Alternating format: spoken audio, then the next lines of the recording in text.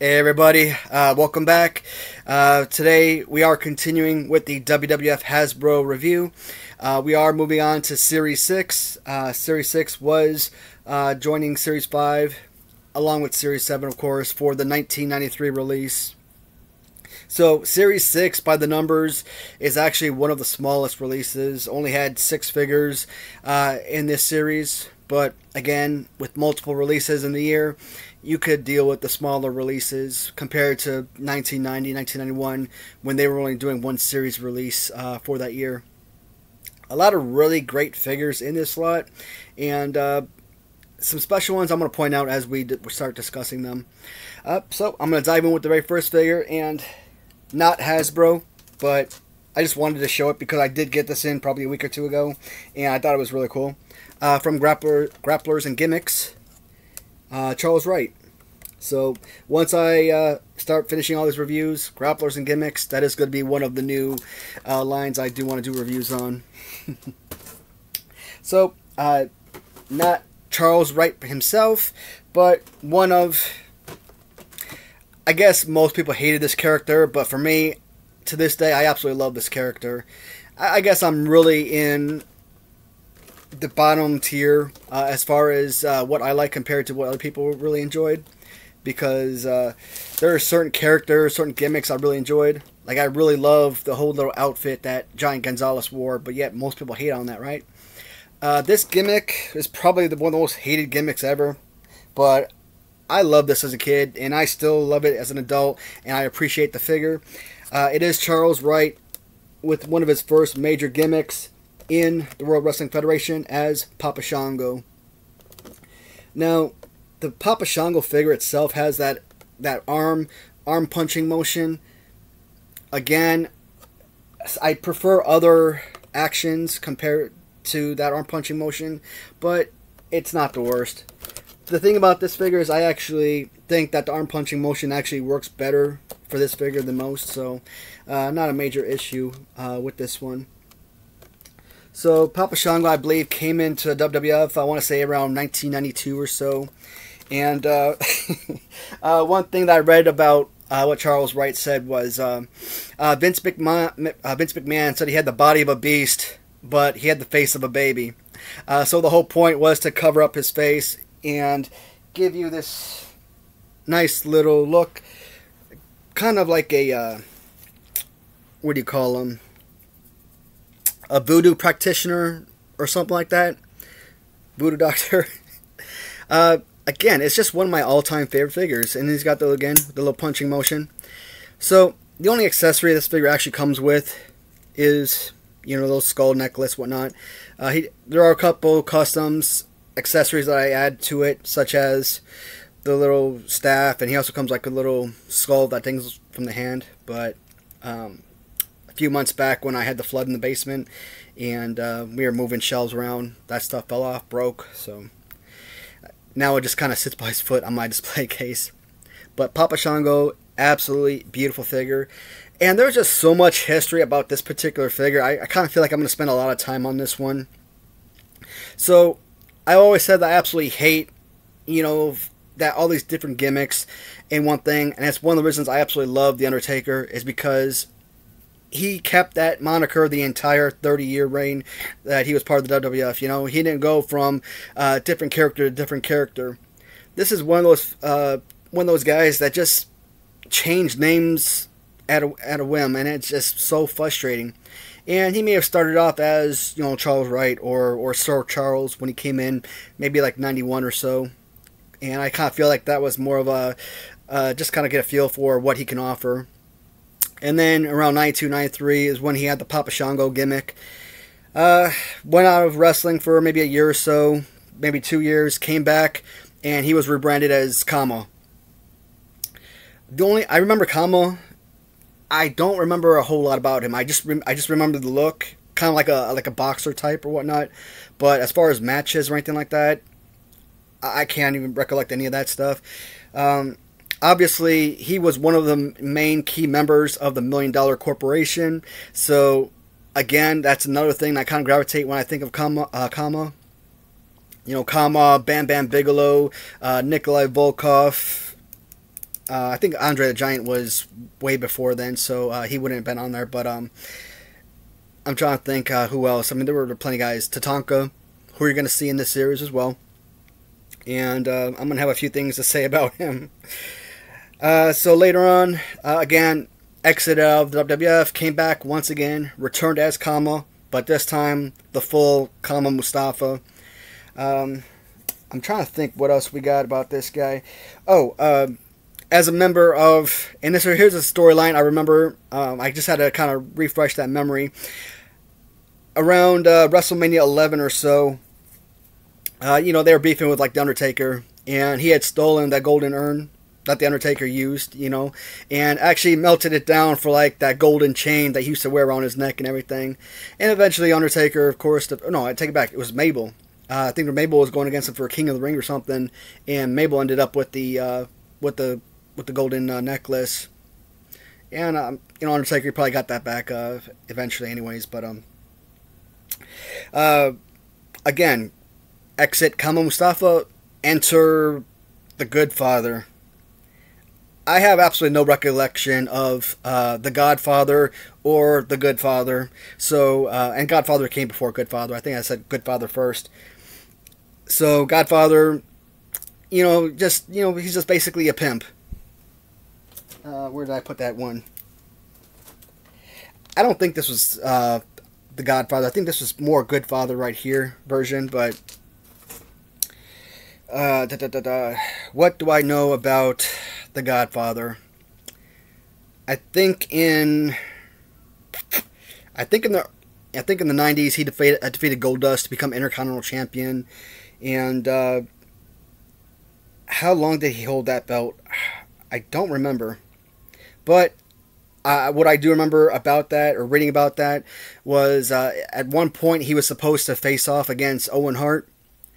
Face Owen as the Blue Blazer, but of course Owen had his accident and passed away, and unfortunately he wasn't able to drop the belt to Blue Blazer.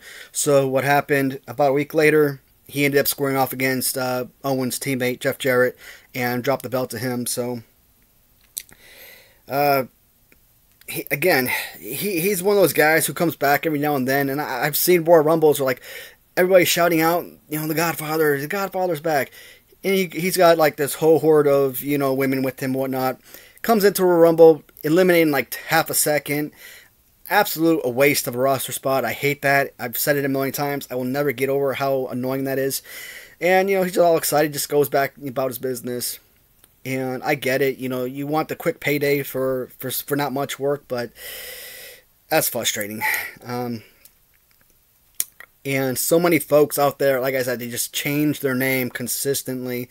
And I think the whole thing with the Good Father was he lost a match to someone. And I heard a story a long time ago. I don't remember who it was.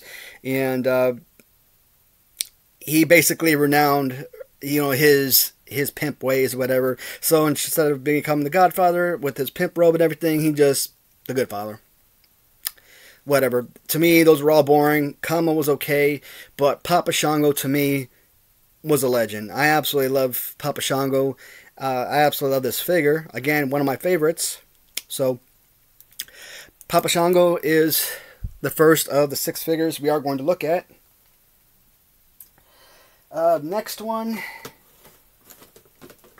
Let me skip ahead here. I don't have a carded figure for this one. He is one of the absolute worst figures of the Hasbro line. So when I was doing my top 10 least favorite Hasbros last year, I really tried my best to keep this guy off my top 10 list because so many people just hated on this figure like crazy, and I'm like, it's okay. It's not the worst thing ever. And when I did my top 10 list, I just could not find anything worse that I could put on that list. So eventually, I had to include Ric Flair as one of my top 10. I don't remember where I put him exactly. So, that's why I hate these little Velcro belts. The Velcro already broke off of it. I think this could have been a much better figure if you stayed away from this whole Rick Rude fighting pose. You know, they did this with Ric Flair, and they messed up the 1-2-3 Kid, and that's what kind of kills me about the 1-2-3 Kid figure. You're talking about something that consistently sells as a loose figure in the $1,000 plus range, but it's got the worst fighting pose of the entire Hasbro line. I can get this on card, but again, because I don't like the figure that much, but I hate the pose, there's a certain price range I'm thinking of for certain figures. And I'm looking at this as like a $100 figure, maybe $135 on card. And normally when you find this, I think the cheapest you'll ever find is like $175. But generally, you're looking at good $200 plus, $250, and this figure on card just ain't worth it. Will I get a Ric Flair on card? Absolutely. Who knows when. But it's been customary for me to keep acquiring carded figures even during the time that I'm actually making these videos. So it's like, well, I could post this video. Well, I don't know when I'm going to post this video, but for the sake of argument, the day that I post this video, I could post the video today, and then, you know, 3 days later, get this figure on card. But I just don't see that happening right now. So because he's such a skinny wrestler, and I like my figures to be carded, I always kind of get like, I have like this women's champion belt I put on him. Again, no shame to Ric Flair. I've always heard different stories about how many title reigns he's actually had. Sometimes you read about it, it's like 16 times. Sometimes it'll be like 20. Sometimes it'll be like 24.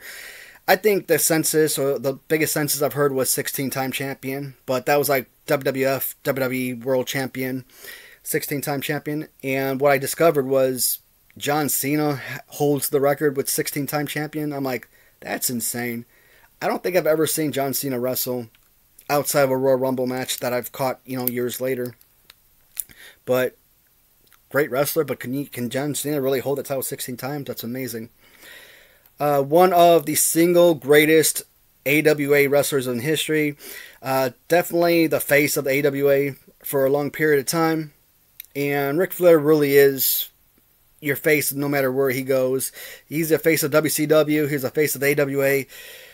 I think Hogan was still prominent. He was when Ric Flair entered. So Hogan would still been the face of WWF. But you can't take away anything that Ric Flair has accomplished over the course of his career. A hideous action figure. The face, the head, I don't know. I'm not crazy about the head, but it's okay. It's decent. The leg separation is okay, but the legs are super thin, which I hate. And again, this body pose, it doesn't mesh well with this particular figure. If this was like a fused legs figure, I would have gone crazy. Because that's definitely not Ric Flair. I kept saying that Ric Flair was like your number 2 contestant, but I corrected myself. He's actually the number 3 entrant in the 1992 Royal Rumble, and that's the Royal Rumble that he won to win the heavyweight championship. And that's the match that saw, you know, Sid Justice throw Hulk Hogan out of the ring, and the entire time Hogan's kind of like yelling at him, you know, doing the whole "you cost me my belt" type of deal. And while he's messing with Hogan, Ric Flair comes up, picks Justice up, and tosses him over the ropes to win that championship. 1993 Royal Rumble. At that time, you know, he was feuding with Mr. Perfect, so, you know, he wasn't long for that Rumble as it was. But I think he did hold a record for a certain period of time at like 59 minutes and change, so just under an hour. Amazing character all around. Can I say that I loved him as a bad guy? I don't know. Ric Flair always irritated the heck out of me, and I respect his career as an adult, but even today, I just simply can't, you know, picture him as like a major influence or anything like that in my life. So, will I classify him as one of the greatest of all time? Absolutely. It doesn't matter, you know, where he's gone. He's always been highly successful. So, Ric Flair. This one is another one of my all-time favorite figures, and it definitely comes with one of my all-time favorite accessories, and it is the Berserker. And John Nord, I think his name was, played the Berserker, and that's kind of slipping my mind, but John Nord as Barbarian in AWA, if I'm not mistaken. And I just did the AW review recently, and now it's like I've already lost the memory of it. It's like any time I feel like Kelly Bundy, the more information that goes into my mind or goes into my brain, the older information just pops out. But here's the Berserker figure. Absolutely awesome all around. No, I do remember Berserker. Not a whole lot. Again, he's one of those characters that you kind of gravitate towards Royal Rumbles. I always feel like Royal Rumbles are like the only thing I ever remember. Again, it's my favorite tournament, or my favorite competition, so, it's one thing why I would gravitate towards, those sort of pay-per-views. But, the one bad thing about this figure is they're just simply recycling the Series 2 Hacksaw Jim Duggan figure. And they don't even change out the arm. They keep that whole Hacksaw thumbs up thing going on. They cut off the head, put a new head mold on there. But you know what? It is a really solid one. And what I haven't been doing is showing the action feature for the figures. And so Papa Shango came with the Spellbinder. So weird with the way they name some of these things. And I don't have a Ric Flair, so I don't know what his is called. And the Berserker Blast. Again, just another one of those head braid thing. A little pumping of the arms. I don't have a lot of stories about Berserker. One thing that kind of reminiscent about this particular character, though, the way that he comes into the ring and starts huffing and puffing, and I think I read that he was, and I think he kind of agreed that he was trying to emulate the Bruiser Brody character or persona. So I think Bruiser Brody by this point had already been killed. I think he was killed in like the shower in Puerto Rico or something. Late 80s, maybe 1990. I don't remember the exact time frame, but so paying that patronage or paying that respect to Bruiser Brody and kind of come up with this Berserker character, I thought that was absolutely awesome. And again, one of the best accessories and just all around perfect figure. And I said Jim Duggan's on my list of top 10 worst Hasbros, even though I feel like it's the most playable or most perfect figure for playability. But because of how simple his color scheme is, I rate that figure low. But with the head sculpt and the accessory, this one has got to be super high on my list. Next up, we are looking at Tito Santana. I don't remember Tito Santana, White Trunks, Strike Force era, etc. in the early to late 80s. This right here, El Matador, this is the only Tito Santana that I remember from childhood. And this one might irritate a lot of people, kind of like the same way with Ricky the Dragon Steamboat, with the whole dragon gimmick that Hasbro came, or that was during the Hasbro era. But those are the characters. That's how I remember them from childhood. And Tito Santana, I don't know if I was necessarily a fan of his as a kid. I don't think I hated on him, but I wasn't like super impressed. He wasn't like one of those blow-away characters that you just absolutely loved. And he's got the Bullseye Bash. Again, a second figure in the line with nothing more than the little arm punch motion. But, pretty solid look in the head. And I gotta admit, I absolutely love the design on his pants with the socks and everything. Great action figure all around. I mean, could he have used a little bit more color? Absolutely. So, let's see. Tito Santana, even prior to his Strike Force days, his tag team champions and whatnot, one of those guys that were constantly going for the Intercontinental belt. And I think it was like 1984 when, let me backtrack. 1979 is when the Intercontinental Championship belt was introduced. And around 1984 is when it was more referred to as kind of like a workforce, or workhorse type of championship. And, Tito Santana, he definitely fit that mold. And, You know, he was a 2-time Intercontinental Champion. I think the first time he held it was like 8 months, or maybe just under 8 months. And then he ended up losing it to Greg Valentine. Of course, you know, Greg Valentine, maybe not so prominent to me in the 90s, but a huge megastar in the 1980s. And, you know, Greg Valentine, again, won it in 84, held that title for over 9 months. And that's what I love to hear or see or read when it comes to championships. I love guys that are able to hold a title for a prolonged period of time. When you're sitting guys win a championship and lose it the next day, or a week later, a month later, at that point, why even change belts? It makes no sense. Iron Sheik with Hulk Hogan. Yeah, I get it. You want a good guy to beat a bad guy to win the championship, but, you know, you could have good guy Hogan beat good guy Backlund and, you know, change belts that way. So I kind of feel like that middleman, you know, they really didn't have to go that route. Tito Santana, he did end up defeating Greg Valentine, you know, 9 months later, and he defeated him in a steel cage match. So, you know, that was pretty awesome. And of course, later on, you know, joined forces with Rick Martel. Right after Rick Martel and, you know, Tom Zenk kind of split up, and they became Strikeforce. Rick Martel and Tito Santana. I think there was a period where Tito Santana actually dropped his belt because he wanted to spend more time with the family, and I'm like, you know what, that is awesome. And but clearly, you know, that didn't take, and, you know, he was back in the WWF, you know, as El Matador. Do I remember anything as El Matador? Not really. Just in my opinion, a very forgettable character. Nothing super special.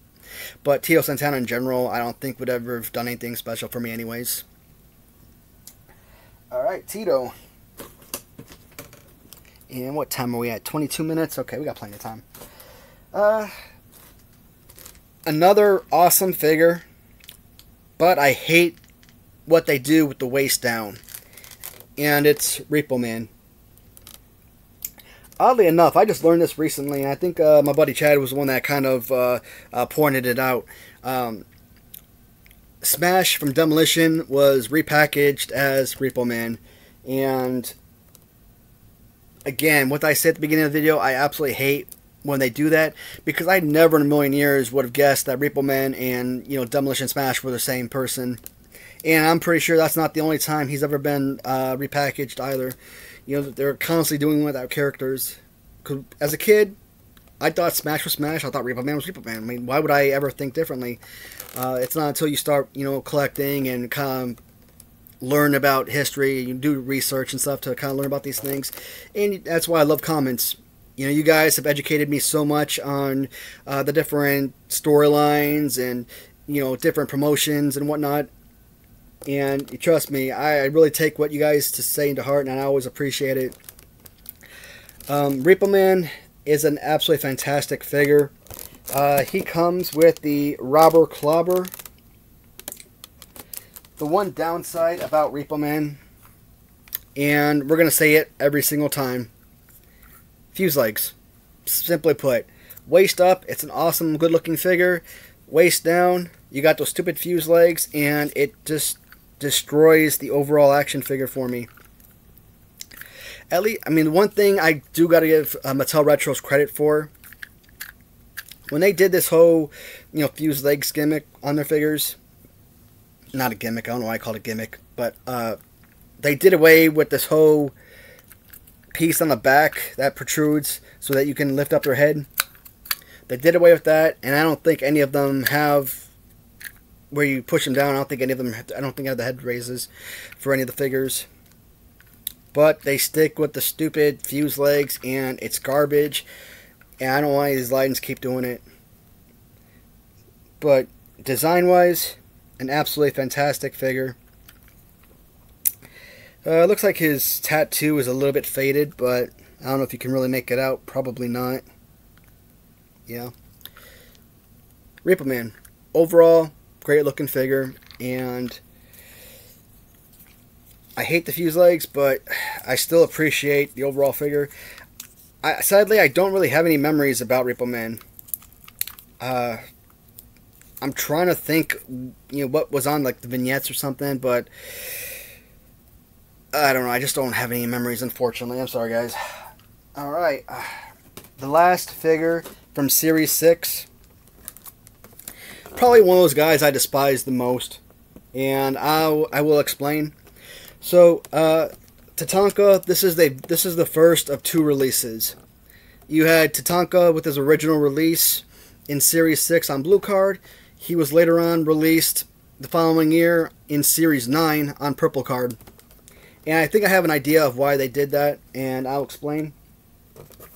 So, for the longest period of time, wrestling always had like these Native American wrestlers. And Tatanka was just another Native American.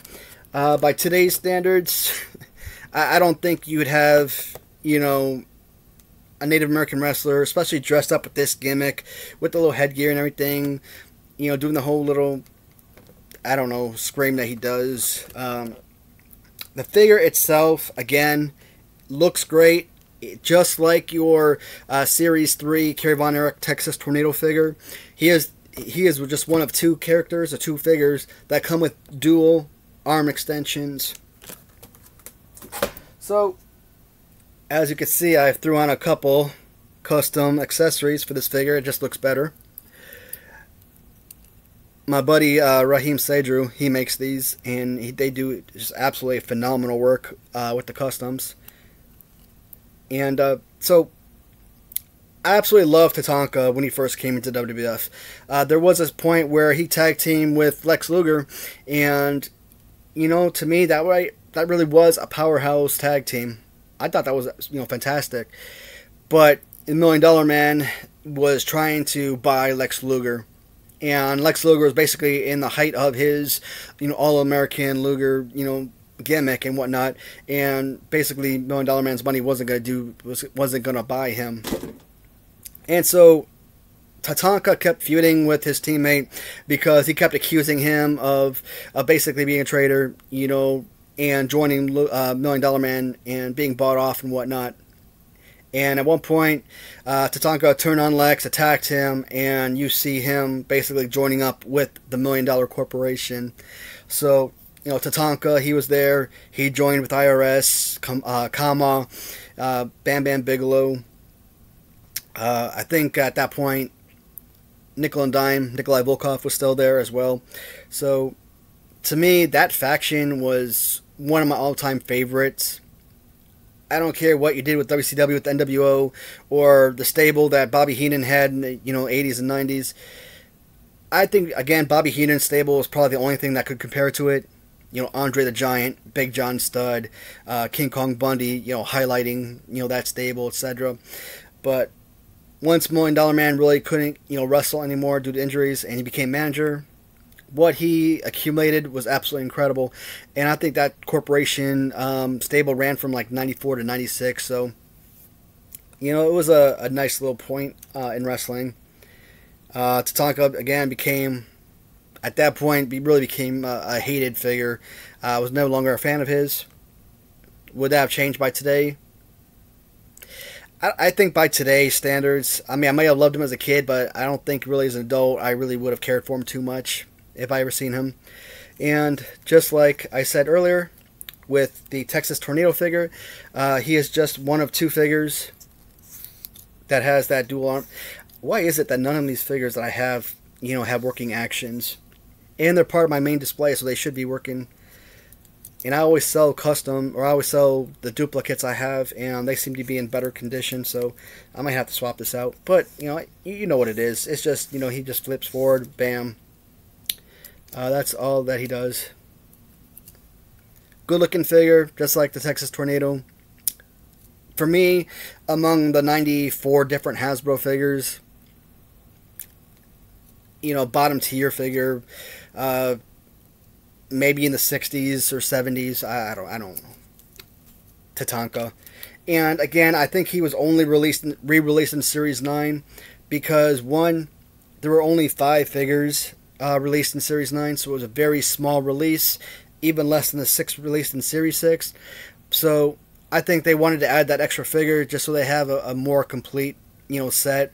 that's one. And I think number two, because at that point he had become a bad guy, so they wanted to release him as, you know, a heel. But it didn't really matter because it was the exact same figure. I do have both cards, both 6 and 9 of Tatanka, so once we get to Series 9, I will be able to bring up that card as well. But at that point, I really won't have any more to say about the figure or backstory or anything. Not unless I do some research and try to find some more history about him. But that's all I got for Series 6 right now. And so as of right now, as of the making of this video, I have already created videos for Series 4 and Series 5. Because I'm posting videos every 2 days, I basically made those videos several days ago. Currently, it is Saturday, July 29th. So, I don't know, 4 days ago, 5 days ago I made those videos. But as of what, today, I think I just posted like the second part to Series 3. So, it's going to be another week or so before this video gets put up. So, sometime around August 5th or so, this video should be listed. Alright, thank you for watching, everybody. As always, I love to hear from you, and until next time, talk to you later, guys.